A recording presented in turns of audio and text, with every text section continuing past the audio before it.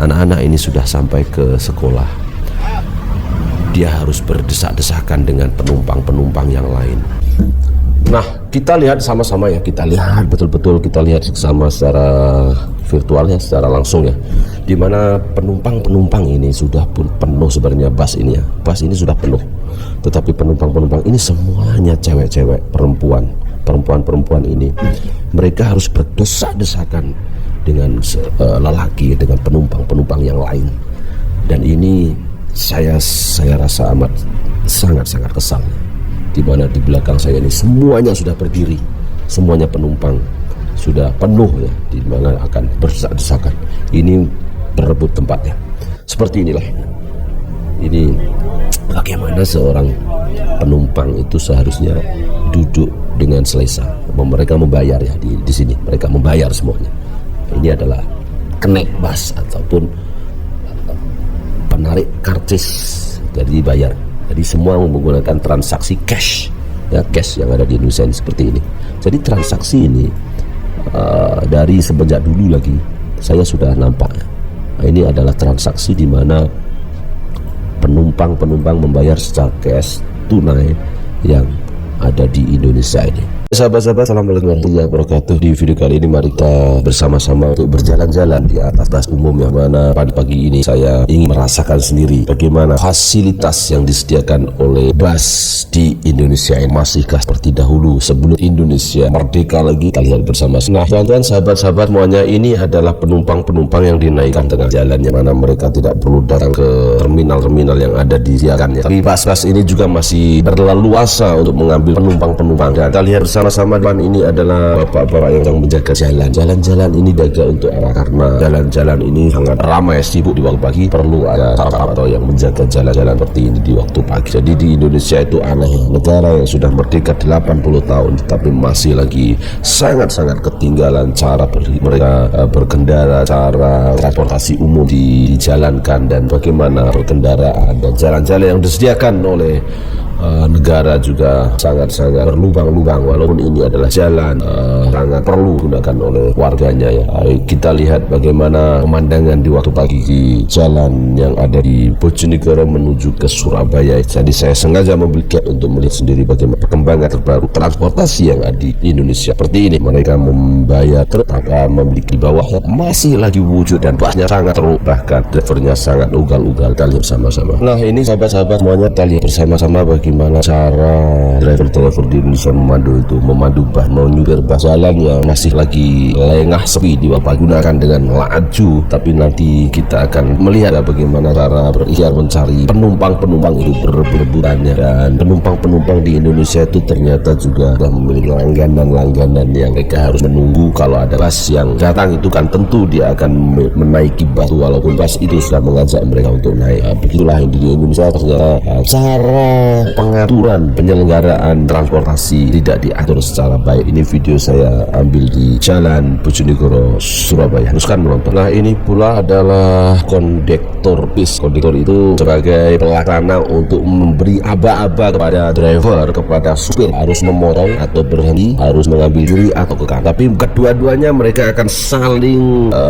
berinteraksi dengan baik ya. Tetapi yang paling saya takut itu di waktu pagi ini, saat mereka tahu bahwa penumpang yang sedang menunggu di persimpangan, maka mereka harus secepat-cepatnya, selaju-lajunya untuk membawa bus ini. Kita tahu, dan jalan-jalan yang berlubang-lubang di tepian dengan genangan air itu penunggang motosikal sangat-sangat dirugikan. Nah, seperti ini, dan air yang berlubang, dan ini adalah net itu adalah kondektor ya. Kondektor kalau di Indonesia ini ya, mereka akan membuka pintu, mereka akan membawa penumpang naik ya, dan mereka akan kadang-kadang bernegosiasi terus dengan penumpang di bawah. Nah, ayo, mari kita naik. Nah, ini sudah dapat satu penumpang, dan ini akan selalu berhenti dan jalan seperti itulah bus yang ada di Indonesia ini. Ini bukan salah mereka, tapi ini adalah cara pengaturan negara yang dibilang dengan negara maju ini seperti ini. Kita teruskan menonton. Untuk pemandangan yang sangat langka nih kalau di Indonesia nih ya, saya lihat lagi konek dengan menghisap rokok di tepian pintu, berdiri untuk selalu mengawasi perjalanan ini, karena mereka harus melihat melihat dengan jeli, dengan teliti penumpang di mana ada penumpang. Mereka harus memberi aba-aba kepada driver untuk berhenti mengambil penumpang. Tapi belum tentu penumpang itu akan naik karena harus bernegosiasi dulu. Sukar sekali untuk pekerja-pekerja seperti ini di Indonesia karena tidak diatur dengan baik dari pemerintahnya. Sangat-sangat teruk ya, antara mereka bernegara itu. Walaupun saya orang Indonesia sendiri, saya melihat sangat-sangat teruk, sangat-sangat tidak ada tata kelola yang baik dalam jalan raya umum, kendaraan umum atau jabatan pengangkutan umum di Indonesia. Dan kita lihat ya, jalan-jalan yang ada di sini itu berlubang-lubang dengan bergelombang-gelombang, dengan bagaimana trafik-trafik yang ada di Indonesia ini begitu berbahaya lah. Ini karena saya videokan karena saya tahu menteri-menteri tidak akan turun dan merasakan sendiri bagaimana jalan yang ada di Indonesia itu dan bagaimana kondisi lapangan sendiri. Mereka tidak akan melalui jalan ini, mereka menaiki helikopter ataupun mereka tak akan turun dan tidak akan naik bus seperti ini. Kita lihat bagaimana Indonesia yang maju kemari Pulau Jinawe ini menjadi negara yang tidak teratur, semuanya porak-poranda, semuanya menjadi tidak tersusun dan hanya selalu berpidato-pidato yang menggunakan narasi Indonesia akan maju, Indonesia akan menjadi emas, Indonesia akan menjadi sebuah negara yang bersaing nomor 4 di pentas global di dunia ini. Dan bagaimana kita lihat sama-sama fasilitas yang diberikan dan bagaimana tata kelola dan bagaimana penyusunan ini jalan bergendang-gendang air dengan meletakkan ban-ban di tepi-tepian, dengan driver ini harus selalu membuka, mencelikkan matanya untuk sama-sama berkomunikasi dengan kawan yang sebelah kiri ini, yaitu kondekturnya. Mereka akan mencari penumpang bersama-sama. Cara mereka setoran atau macam mana saya kurang paham, tetapi bus-bus ini, bus-bus tua ini, bus-bus yang tak layak guna ini, tak layak dipakai ini, sebenarnya sudah waktunya untuk pensiun ya. Bus-bus seperti ini masih lagi digunakan ya, karena kita tahu semuanya kalau asalkan boleh jalan, kita jalan di Indonesia seperti itu. Nah ini macet pula ya waktu pagi ya, seperti inilah Indonesia. Nah tuan-tuan ya, kalau kita melihat bersama-sama, mari kita lihat bersama-sama. Kalau kita sedang melihat ini adalah Connect ini, mereka akan turun ya untuk menawari penumpang-penumpang itu untuk naik ke atas bus ya. Jadi penumpang-penumpang ini pun biasanya sudah menunggu semenjak awal, tetapi bus-bus yang mereka tunggu itu belum tentu sesuai dengan keinginan mereka karena mereka memiliki pilihan-pilihan tersendiri.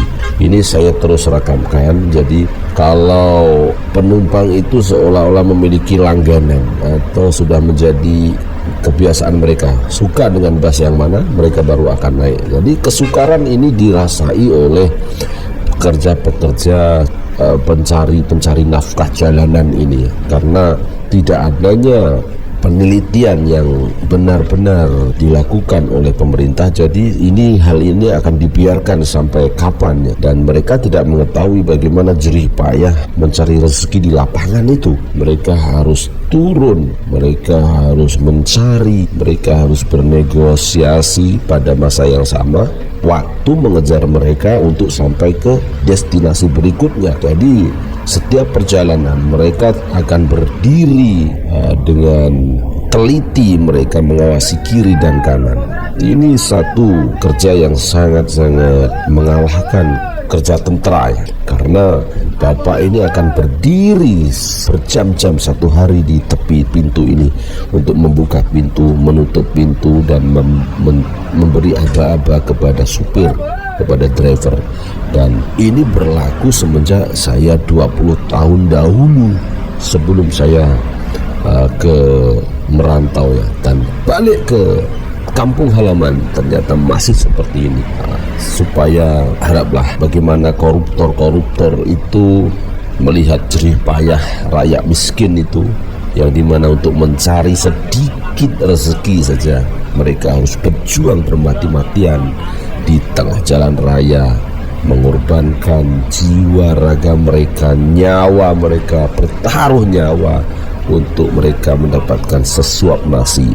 Seperti Pak supir ini, driver dan juga Connect ini, kita lihat bersama-sama bagaimana mereka mungkin satu hari mendapat 200-300 ribu, tak banyak ya, tetapi koruptor yang dilakukan di Indonesia setiap hari penangkapannya itu bernilai triliunan, bernilai triliunan rupiah, dan ini hanya satu sektor kecil, dan ini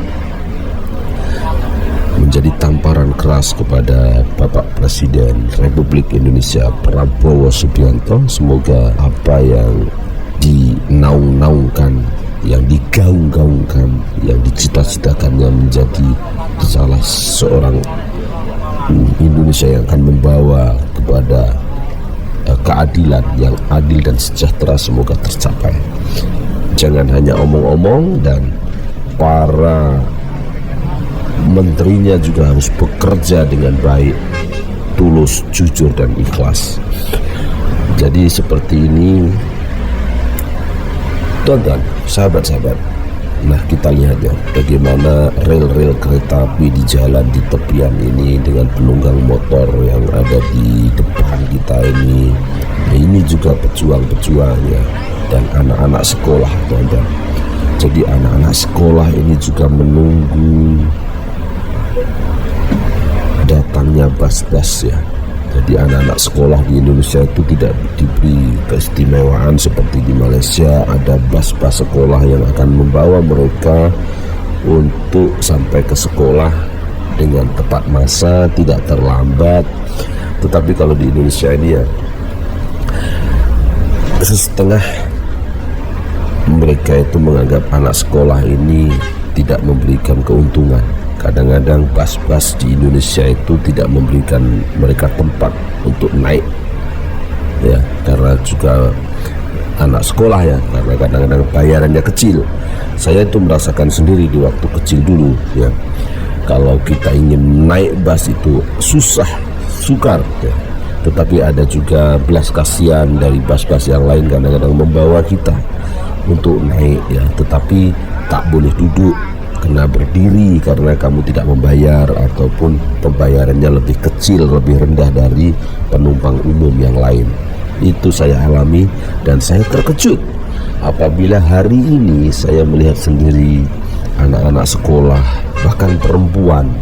Anak-anak sekolah itu duduk di bangku sekolah, tetapi mereka dapat naik bas dan mereka tidak dibenarkan untuk duduk di bangku bas tersebut. Dia harus berdiri sampai tempat destinasi yang dituju itu sampai. Dan saya rasa mereka sangat keletihan karena duduk berdiri lama ya. Jadi sahabat-sahabat yang menonton video ini, sekiranya di tempat tuan-tuan sepertinya di Malaysia lah ya, di Malaysia itu tidak ada seumpama ini kondisi yang sangat teruk ya, di mana bas-bas di Malaysia itu hanya boleh berhenti di stasiun dan tidak boleh mengambil penumpang ke tempat-tempat yang di persimpangan-persimpangan. Tetapi ternyata itu juga memberi kemudahan ya kepada orang lain dan memberi keselamatan kepada penunggang-penunggang, pengguna-pengguna jalan raya yang lain. Itu saya apresiasi sungguh-sungguh apa yang diterapkan di Malaysia itu di Jabatan Pengangkutan Awam Darat ya, di mana mereka diberikan ketegasan aturan itu. Teruskan nonton. Lihat bersama-sama, amati dengan cermat ya, di mana supir-supir ini memanggil-manggil penumpang yang ada di bawah itu supaya naik ya, supaya mereka itu segera naik. Nah, ini waktu selepas subuh ya, di Pasar Sumberjo yang ada di Bojonegoro. Ini masih wilayah Bojonegoro menuju ke Babak, Lamongan, Gresik, dan kemudian ke Surabaya. Tapi saya akan hanya mencobanya bas ini sampai ke daerah Gresik Bunder ya. Kasihan, sangat kasihan, sudah berhenti memanggil penumpang, mengajak penumpang naik, merayu penumpang. Rupa-rupanya penumpang tidak mau naik dan kursi masih lagi kosong ya. Dan di sini masih lagi kursi itu banyak yang kosong, sehingga Nanti kita akan melihat bagaimana selepas kursi-kursi ini kosong, nanti akan penuh dengan penumpang yang bersesak-sesakan berdiri dan tidak duduk di bangku yang disediakan. Ini di Pasar Sumberjo ya. Kalau di Indonesia itu pemandangannya memang sangat-sangat luar biasa, cantik ya. Kiri kanan itu dengan pokok-pokok, ada rel kereta api di tepian. Ini juga satu kelebihan di Indonesia. Tetapi banyak kekurangannya, itu adalah bagaimana pengendara-pengendara ini tidak diberikan keselamatan, dan jalan raya yang dibina juga tidaklah sebaik yang dibina oleh Jabatan Kerja Raya di Malaysia ya. Karena kita lihat sendiri takungan-takungan air dan pendulan-pendulan yang ada di jalan itu bergelombang ya. Dan bagaimana jembatan-jembatan juga. Kalau jembatan di Malaysia itu biasanya jembatan harus lebih besar, lebar, dan jalan barulah kecil seperti itu. Tapi di Indonesia terbalik, jembatannya kecil dan jalannya lebih besar dari jembatan. Heran itu. Dan sepanjang apa yang kita lihat ke depannya, kita lihat di sini, terutamanya pengguna motor ya. Pengguna-pengguna motor ini dan pengguna-pengguna truk ini juga amat berleluasa untuk menggunakan jalur kiri dan kanan untuk memotong tanpa haluannya. Dan apa boleh buat, karena siapa cepat mereka dapat kalau di Indonesia itu. Seperti yang saya baca di buku-buku Primbon Jawa itu ya, ada yang alon-alon sing penting toakon, tapi zaman wis edan nek ora edan ora kumanan. Ya ini seperti ini. Nah, ini Pak supir ini memanggil-manggil, ayo naik. Nah, mereka tidak naik, penumpang-penumpang itu, dan akhirnya Pak supir pun akhirnya harus berjalan lagi untuk melihat penumpang berikutnya. Oke sahabat-sahabat, kita teruskan perjalanan dan kita melihat sendiri bagaimana cerita dari bapak yang sudah menjadi kondektur ini ya. Ini tugas mereka, memberi aba-aba untuk memotong ke sebelah kanan. Supir akan melihat sebelah kanan dan sebelah kiri. Untuk lorong-lorong itu akan dikawal oleh kernet yang ada di tepi ya.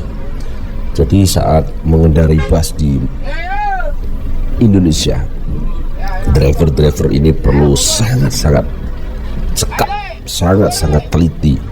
Dimana, nah ini seperti ada penunggang moto di tengah-tengah ini ya. Ini kan bahaya sekali ya. Jadi dan lorong-lorong yang sebelah kanan seharusnya diisi dari jalur berlawanan, tetapi bus ini akan selalu mencari celah-celah untuk memotong, karena mereka mengkais rezeki ya.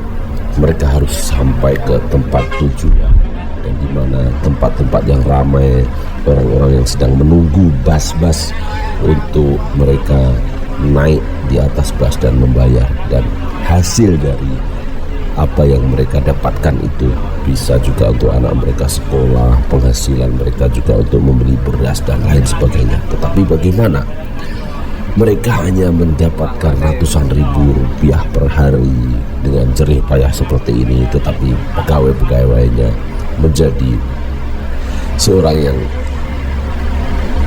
tidak mensyukuri nikmat-nikmat yang diberikan oleh Allah itu, dengan mereka menambah kekayaan mereka dengan korupsi. Setiap jabatan korupsi di Indonesia itu mengapa sangat sukar diberantas, karena rakyatnya sendiri juga tidak begitu peduli dengan lingkungan di tepian mereka. Mereka tidak peduli apa yang kamu buat, biarlah asalkan saya dapat makan untuk esok hari, itu saja. Dan akhirnya mereka tanpa sadari kekayaan-kekayaan yang ada di negara ini dirompak, diambil semuanya oleh pegawai-pegawai. Ini cara mereka memanggil penumpang-penumpangnya. Nah, mereka akan menjadi negosiator ya, untuk ayo naik bungur. Ini yang tidak ada di Malaysia. Jadi kalau di Malaysia itu kalau kita naik dari stasiun bus ya terus dapat sampai ke tempat tujuan. Kalaupun ada sesetengah yang ingin memberhentikan itu di tempat-tempat itu, mungkin tempat-tempat yang seperti di toilet, di R&R ya. Kalau di Indonesia kan jarang ada R&R itu. Jadi kalau dari Surabaya ke Tuban ke Bojonegoro itu rawat dan rehat itu tidak ada. Jadi semuanya tergantung atas supir itu sendiri. Kalau ingin kencing, mampus pi lah. Kalau ingin kencing memang susah kalau di Indonesia. Jadi harus menahan. Ini semenjak dulu lagi peristiwa ini saya alami, dan sekarang ini saya mencoba. Saya bukan memilih yang tidak baik, tetapi saya langsam, saya mencari di stasiun Bojonegoro itu, saya terus dan saya naik dan saya membayarnya di atas bis ini sendiri atau bus. Oke, sahabat-sahabat, tuan-tuan dan penonton-penonton semuanya, video ini untuk memberi edukasi gimana pentingnya kita melihat dunia luar. Jangan hanya seperti katak dalam tempurung ya, yang dimana kita itu tidak melihat dunia luar, bagaimana kita itu tertinggalnya, dan sangat-sangat tertinggal sebenarnya kita itu di Indonesia itu. Tetapi kita selalu diberikan narasi-narasi oleh pemimpin-pemimpin di atas menggunakan TV, menggunakan platform-platform terbesar. Mereka sudah menduduki 4 negara besar. Mereka kini Indonesia sudah menjadi negara yang bersaing di pentas global. Itu adalah narasi-narasi yang dibawa oleh pemberita-pemberita di TV-TV yang ada di Indonesia dan pemimpin-pemimpin yang ada di Indonesia. Tetapi pada kenyataannya kita itu masih ketinggalan jauh ya. Malaysia itu bukan negara yang maju, tetapi Malaysia berhasil menyusun tata kelola bernegara. Itu yang harus dimulai segera dari Indonesia itu. Mohon Bapak Prabowo jangan hanya ngomong saja, tapi turun ke lapangan dan ambil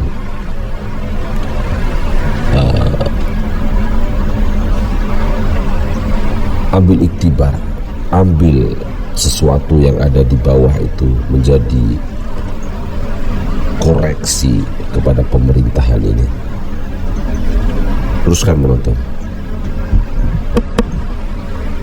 Oke, ini kita lihat bersama-sama, kita saksikan, kita telaah betul-betul ya, di mana di tengah-tengah jalan seperti ini kereta boleh berhenti, dan pemandu bus ini juga saya akui kesabaran, ketelitiannya sangat luar biasa. Mereka tidak memotong ke sebelah kanannya, tapi apa tujuan mereka adalah untuk berhenti ke sebelah kiri yang ada gerombolan orang-orang yang sudah menunggu, yaitu penumpang bus di depan sana. Tetapi tanpa mereka sadari, mereka juga sudah memblokir jalan di sebelah kiri itu laluan pengguna motor ya. Dan di sana, di depan sana itu adalah truk besar itu yang akan melintas kereta api di depan. Jadi di Indonesia itu amat memprihatinkan, di mana di depan sana itu ada lori truk yang tidak ditutup, dia mengisi tanah ya.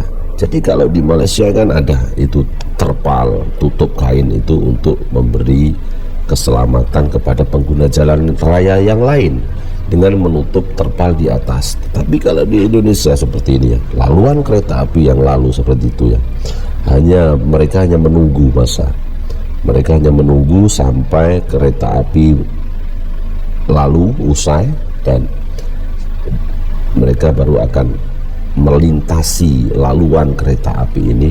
Dan sementara ini nih yang harus kita perhatikannya, sementara ini penumpang bus yang ada di depan ini sudah menunggu bus, dan kalau bapak ini ada bus yang lain memotong mereka, maka penumpang ini sudah akan hilang lagi.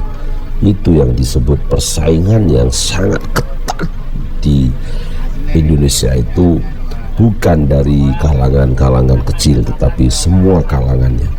Bahkan rakyat kecil itu selalu dijadikan korbannya ya, dimana orang-orang besar korupsi tetapi rakyat kecil di bawah mengkais rezeki dengan susah sekali. Teruskan menonton.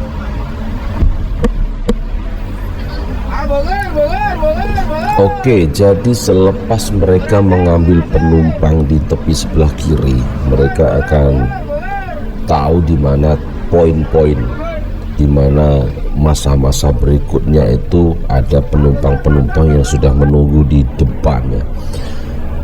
Itu saya sadari kalau saat supir ini dengan membunyikan pohon bel yang tak pernah berhenti itu, mereka mengejar massa di mana ada tempat-tempat titik-titik strategis yang dimana banyak penumpang yang sedang menunggu.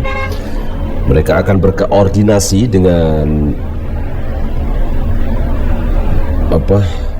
pilot atau juru jalan ini di tepi, yang berdiri di tepi itu kalau dulu disebut kenet ya. Kenet itu ini memang tugasnya untuk memberi aba-aba, dan ada satu lagi kondektur kenet itu menarik uang dari penumpang-penumpang di setiap kursi mereka akan datang. Ini nantinya akan penuh sekali dengan penumpang-penumpang ya. Dan nanti juga penumpang boleh memberi tahu di mana mereka akan turun ya. Mereka naik dulu, nanti di atas barulah perbincangan harga itu terjadi, berapa dan di mana akan turun. Jadi harganya tidak sama ya. Nah, ini sangat laju ya.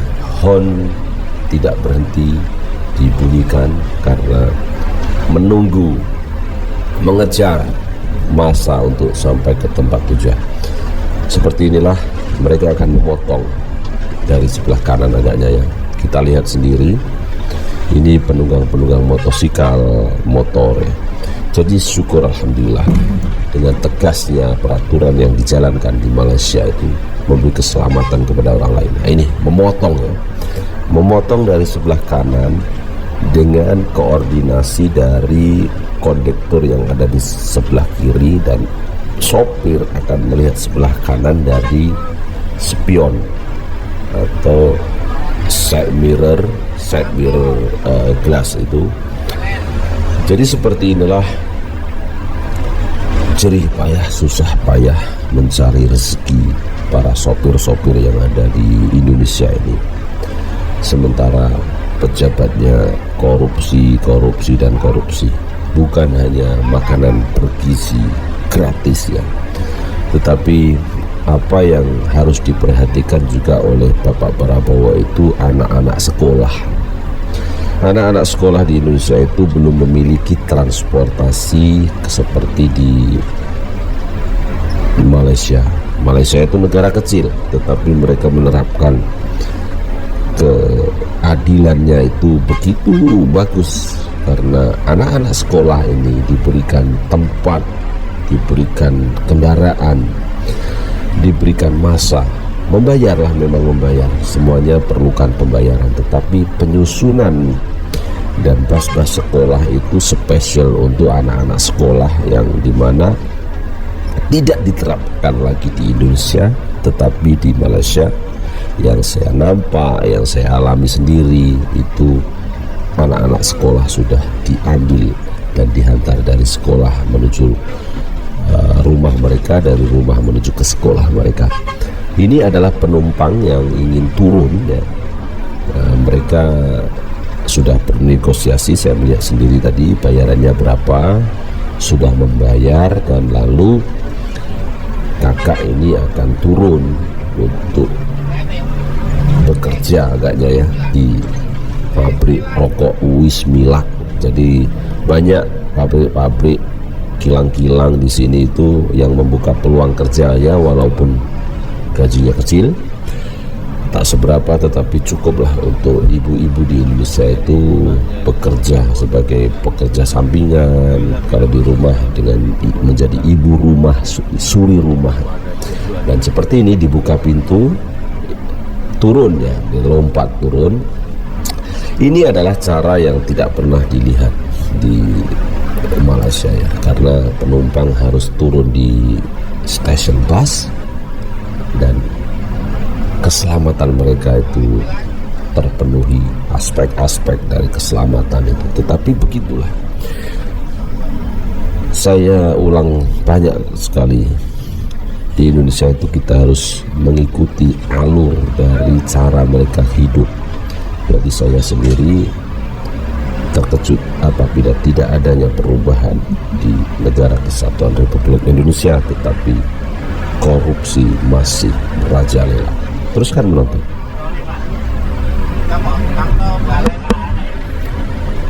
Jadi inilah akibat banyaknya korupsi yang ada di Indonesia itu menjadikan negara ini sukar untuk berkembang, dan rakyat juga kehilangan kepercayaan kepada pemimpin-pemimpinnya, dan aturan-aturan yang sering berubah-ubah. 8 kali Presiden Republik Indonesia itu bertukar dan bertukar misi, di mana setiap kali pertukaran presiden menjadi satu hal yang baru. Ini adalah suasana di atas bus ya, seperti ini. Ini adalah penumpang-penumpang yang saat ini masih lagi belum ramai ya, tidak banyak, longgar, tetapi nanti akan banyak penuh dengan penumpang-penumpang berdiri, duduk di lantai-lantai itu. Ini tidak dilihat oleh pegawai-pegawai dari pemerintah-pemerintah yang terkait dengan Kementerian Perhubungannya atau pengangkutan awam darat, di mana ini menjadi hal yang biasa. Bagaimana ini menjadi hal yang biasa? Karena mereka tidak melihat di lapangan, dan koruptor itu tidak dihukum dengan seberat-beratnya, sehingga pastinya aturan-aturan itu sudah ada ya, di mana setiap penumpang haruslah datang ke terminal, dari terminal harus turun ke terminal, itu sudah ada. Tetapi karena lemahnya pengawasan yang dilakukan oleh pemerintah, karena kita tahu sendiri Indonesia itu sarang-sarang koruptor ya. Orang-orang yang korupsi itu duduk sebagai pemimpin-pemimpin ya, dan rakyat sendiri tidak peduli. Nah, ini kita lihat anak sekolah ini anak sekolah ini ditolak ya, tidak dibolehkan naik ya. Tetapi saya alhamdulillah saya meminta pertolongan supaya dibawa naik anak sekolah ini, alhamdulillah, dan supirnya juga setuju. Nah, ini anak sekolah ini, anak sekolah seperti ini sih yang seharusnya tepat sampai pada jam kelas ya, tetapi ditolak. Alhamdulillah saya memohon supaya dinaikkan, dan tujuan saya juga membuat konten ya, dibawa naik lah, akhirnya dibawa naik, dan nanti saya akan terus melihat bagaimana kondisi anak-anak sekolah ini. Anak-anak sekolah itu kalau menurut Pak Prabowo adalah generasi emas, dan kalau menurut Pak Gibran Rakabumi itu adalah masa-masa Gen Z itu. Jadi bagaimana kita memiliki anak-anak muda yang cerdas, anak-anak sekolah yang mempunyai daya saing, selepas mereka lulus nanti, apabila saat mereka untuk sampai belajar ke sekolah sendiri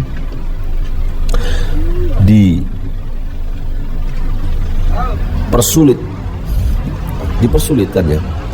Gimana saya rasa anak-anak sekolah yang baru naik itu tadi adalah mungkin anak orang yang tidak mampu, kemudian mereka motor di rumah cuma satu, ibunya digunakan untuk bekerja, ayahnya sementara di ladang menggarap sawah, dan akhirnya anak ini harus menaiki bus. Sampai di tempat menunggu bus, mereka tidak diberi kebenaran untuk naik bus, dan masa di sekolah itu sudah sampai. Itu dulu saya alami. Saya mengalaminya untuk sekian hari, sekian bulan, sekian tahun.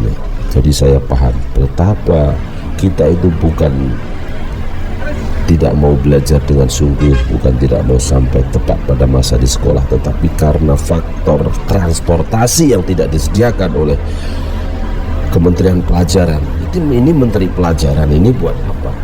Apakah hanya untuk menghabiskan dana dari pemerintah?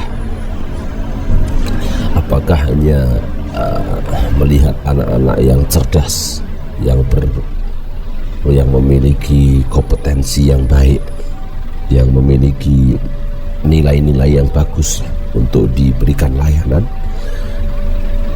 Seharusnya adil dong. Seharusnya adil itu merata, di mana sama anak orang kaya akan sampai tepat pada masa di sekolah, anak orang miskin juga harus sampai tepat masa di sekolah. Dan kita mencontoh di Malaysia itu, kalau sama-sama anak orang kaya, anak orang miskin, anak orang menengah sama-sama duduk di dalam bus, maka interaksi, hubungan, jalinan silaturahim, jalinan pertemanan di antara mereka itu wujud. Itulah eratnya menyatukan. Tapi di Indonesia itu selalu digaung-gaungkan dengan persatuan Indonesia. Bagaimana persatuan Indonesia yang dimana anak orang kaya akan menaiki mobil, kereta, ya ini jam nih, ini laluan kereta api di sini nih. Seperti inilah Indonesia. Bagaimana masa yang dibuang banyak ya, masa yang harusnya sampai ke sekolah, karena ada lintasan rel kereta api ini yang ingin menggunakan jalan rel kereta api, dan pekerja-pekerja juga harus melintasi rel kereta api ini, baru dibuka palang itu ya. Seperti ini, membuang-buang masa tanpa ada satu kajian yang teliti dari Kementerian Pekerjaan Umum ya. Itu bagaimana membuat terobosan atau lintasan, sekurang-kurangnya satu untuk keselamatan, keduanya untuk memendekkan masa dari tempat ke tempat. Yang penting adalah keselamatan. Nah, seperti ini. Saya di atas bus, saya merasakan, saya melihat sendiri. Nah ini seperti ini kan ya, dengan penunggang motor di atas jalan rel kereta api, dengan bus yang bersempit-sempitan, dengan jalan yang bergelombang. Di atas bus-bus ini ada anak-anak sekolah yang ingin sampai ke tempat tujuan untuk bersekolah, bercampur dengan penumpang-penumpang umum yang ingin sampai ke tempat tujuan. Maka ini kelemahan sistem birokrasi di Indonesia itu harus dirombak mulai dari hari ini. Teruskan menonton. Oke sahabat-sahabat, kita lanjutkan perjalanan selepas Pak sopir ini menurunkan penumpang dari sebelah kiri ya. Mereka akan berjalan lagi untuk mengambil lagi penumpang berikutnya. Di mana di video ini kita dapat melihat dengan jelas karena suasananya berkendara itu sangat slow ya, karena jalan-jalan juga sangat agak jam ya. Tapi ini di waktu pagi awal, saya selepas subuh itu naik ya. Kalau di waktu pukul 8 karena orang-orang kerja itu sudah masuk ke tempat-tempat kerja mereka, laluan ini akan agak sunyi sedikit ya, tidak ramai. Tetapi kalau waktu pagi memang ramai karena semua akan berduyun-duyun untuk datang ke tempat kerja untuk bekerja di kilang-kilang. Jadi seperti ini kita akan melihat dengan jelas, walaupun ramai pengendara motor dan mobil-mobil dan truk-truk besar, tetapi kita dapat melihat pemandangan yang semuanya, dari pengendara motor, bus, truk, dan lain sebagainya. Nah, apa yang saya ingin lihat dengan seksama, yang ingin saya buat komen-komen negatif ya. Ini komen negatif, saya akui, tetapi untuk membangun, untuk memberi kesadaran bahwa pemandu-pemandu bus ini ternyata bersaing ya. Jadi bersaing dengan bus yang lain, dengan pemandu-pemandu bus yang lain. Jadi kadang-kadang mereka juga gandul ya, karena penumpang-penumpang yang ada di depan itu mereka sudah ambil. Sementara ini Pak supir ini kan sekarang mengendarai bus yang saya naiki ini tadi bus yang sudah memotong dari sebelah kanan itu di sini, yang membuka signal dangerous ini, kuning 2 ini tadi memotong. Nanti penumpang-penumpang yang ada di depan itu mereka lah yang akan ambil, dan mereka akan memotong lagi, saling memotong lagi. Ini peraturan macam apa ini? Bagaimana pemandu-pemandu bus ini juga harus, selain dari menjaga keselamatan penumpang, mereka harus bersaing sesama driver-driver yang lain, dan mereka harus berebutan mencari penumpang di tengah-tengah jalan. Apa poinnya adalah, maka titik keselamatan yang perlu diberikan kepada penumpang itu sudah hilang lah. Semuanya atas faktor, kalau saya tidak cepat, kalau saya tidak dapat penumpang, saya tidak dapat uang. Jadi untuk Bapak Prabowo banyak sekali yang harus dilakukan ya, bukan hanya MBG, tetapi penyusunan semua dari semua kementerian. Kalau MBG itu kan hanya dari program Pak Presiden sendiri, sebab itu semuanya mendukung. Tapi tolong turun ke lapangan, cek di lapangan dengan video yang saya paparkan ini, apa yang sudah dilakukan oleh Kementerian Pekerjaan Umum dan Jalan Raya yang ada di Indonesia. Ini apa ini? Dan Kementerian Pengangkutan, ini apa ini? Pengangkutan seperti ini, amburadul, rusak, sangat-sangat memalukan negara kesatuan Republik Indonesia. Teruskan menonton, sahabat-sahabat.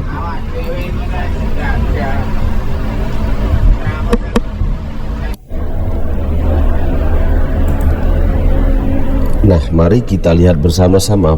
Mohon Pak Menteri Jabatan Pengangkutan jalannya.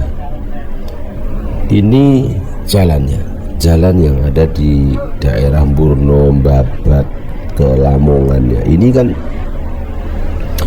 jalan di tepian ini hanya berdekatan dengan tanggul, berlubang-lubang di kiri dan kanan, itu lubangnya besar-besar.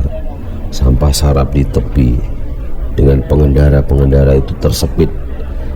Kalau pengendara motor ambil sebelah kiri akan terlanggar dengan tembok giant wall ini. Nah, ini wall ini di dinding ini.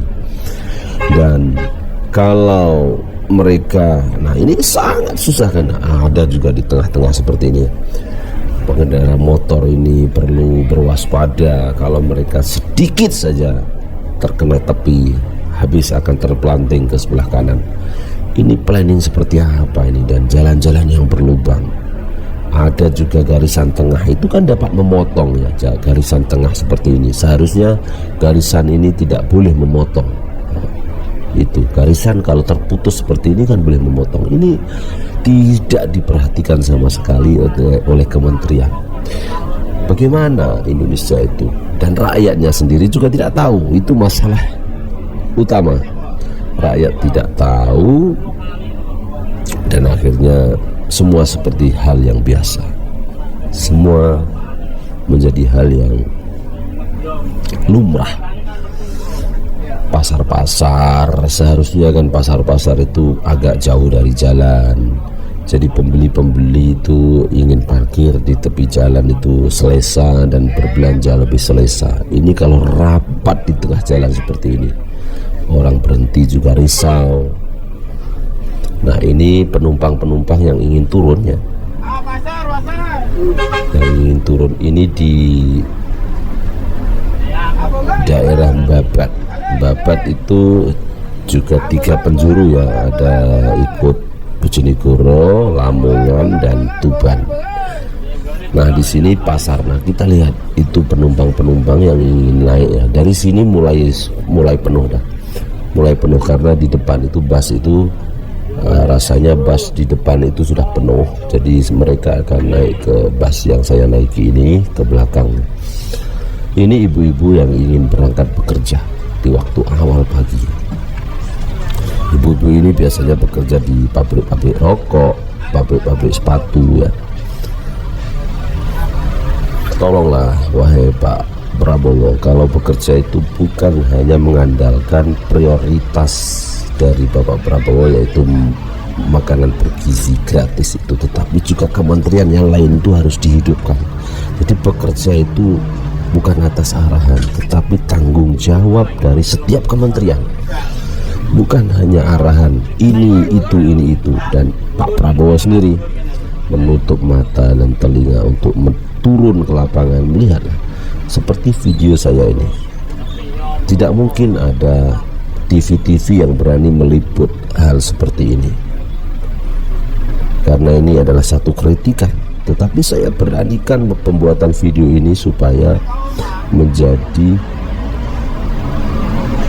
referensi, supaya paham situasi ini. Lihat sendiri genangan-genangan air di depan-depan toko seperti ini, dan rumput-rumput yang tidak, dan peniaga-peniaga kecil yang di tepi-tepi jalan. Bukannya setahun 2 tahun, ini udah berpuluh tahun seperti ini. Apa yang mereka kerjakan, sementara KPK setiap hari menangkap para koruptor. Lalu di mana koruptor itu? Mungkin sudah keluar bebas, dan di mana uang-uang tersebut, dan apa tindakan selepas itu? Apakah hanya ditangkap, dihukum, lalu berulang kembali seperti bermain dalam sangkar ya? Oke sahabat-sahabat, kita teruskan menonton ya. Narasi-narasi ini saya bentuk supaya kita paham bernegara.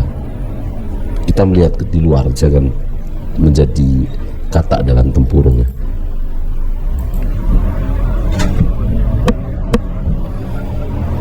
Nah kita lihat bapak-bapak, ibu-ibu, datuk-datin, sahabat Anda, kita lihat ini tadi anak sekolah yang naik ya.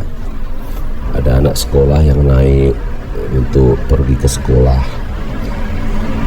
Kita lihat ruko-ruko, toko-toko di tepi. Ini adalah salah satu pekan-pekan lama yang sudah wujud semenjak Hindia Belanda, yaitu pemerintahan Belanda yang ada di Indonesia itu wujud di daerah Babat ini.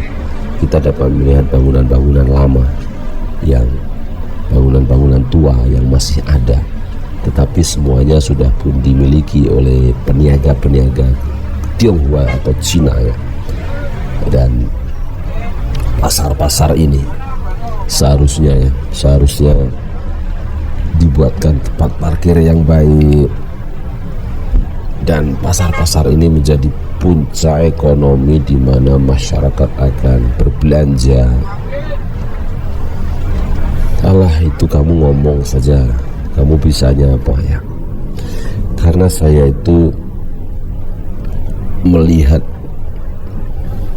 mendengar, dan mengalami apa yang saya alami di 20 tahun dahulu, dan sekarang itu masih ada. Sementara saya sudah melihat dunia luar tidak seperti ini. Lalu apa yang saya lihat kalau di luar itu? Biasanya selepas kita naik bus itu, maka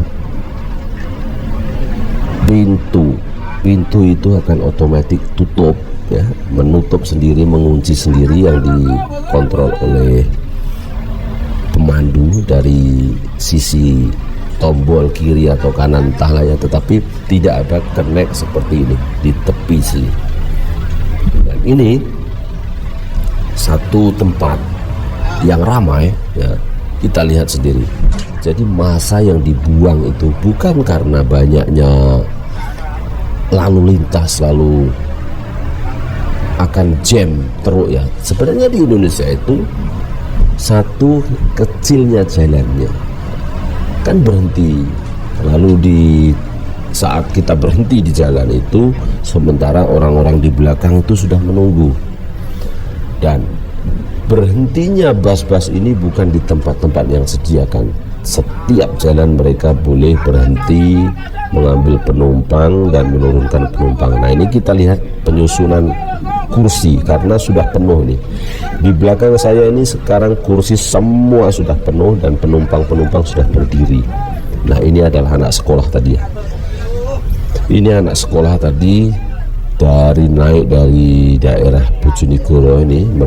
Dia akan sekarang nanti akan terjepit di sini ya, karena penumpang yang banyak ini nanti akan. Ini anak sekolah nih. Bayangkan tuan-tuan, kalau tuan-tuan di Malaysia ada anak kita naik bus seperti ini, anak kecil yang masih lagi di masa sekolah, yang harus berdesak-desak di atas bus dengan orang dewasa. Sementara dalam benak mereka itu, wahai Pak Prabowo ya, dalam benak mereka itu, bagaimana saya ingin cepat sampai ke sekolah, saya ingin melanjutkan sesi pembelajaran yang kemarin, dan saya ingin cepat untuk tepat pada masa di sekolahan. Tetapi ini tidak dipikirkan langsung. Yang dipikirkan Pak Prabowo itu bagaimana mengasih makan, memberi makan kepada mereka, bagi mereka kenyang, tanpa disadari juga banyak hal-hal positif yang lain yang boleh dilakukan. Dan pembelian mobil untuk Badan Gizi Nasional BGN itu, mobil yang beratus-ratus mobil, beribu-ribu mobil dari India itu dapat dimanfaatkan juga oleh sekolah-sekolah untuk membawa anak-anak muridnya ke tempat sekolah.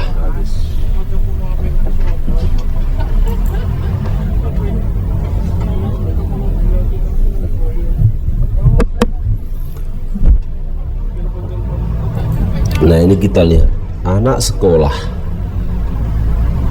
siswa, pelajar. Lihat dari wajahnya saja kita dapat melihat dia itu risau, bimbang. Bagaimana pembelajaran saya akan sampai? Lihat dari mereka, dari cara mereka itu kita melihat. Kalau kita melihat dari sisi fisikal manusia itu, dia sudah menunggu di sini karena dia itu risau. Ada hal sesuatu yang sudah menunggunya, risau sekali. Mohonlah Pak Prabowo, jangan hanya mengandalkan koperasi, Badan Gizi Nasional, dan makanan bergizi gratis, tetapi ada juga transportasi untuk anak-anak ini. Anak-anak sekolah ini harus sampai tempat pada masanya. Coba dilihat kedatangan murid, coba di setiap sekolah itu diletakkan kedatangan murid, ya. Semua harus diuruskan.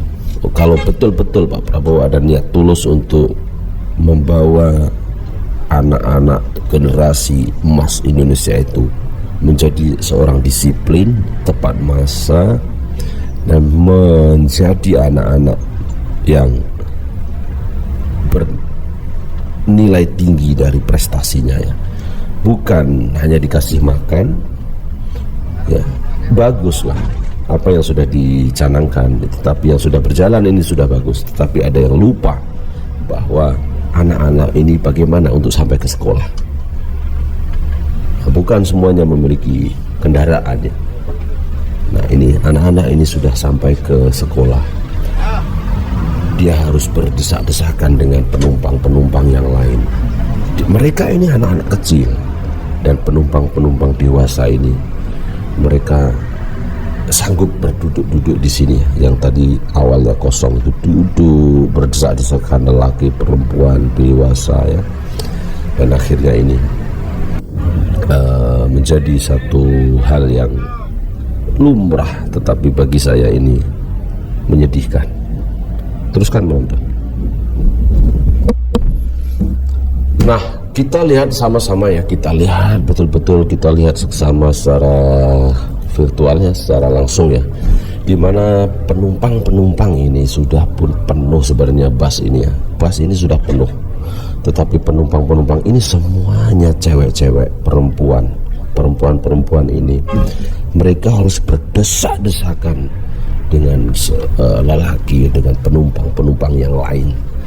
Dan ini saya rasa sangat-sangat kesal, di mana di belakang saya ini semuanya sudah berdiri, semuanya penumpang sudah penuh, ya, di mana akan berdesak-desakan.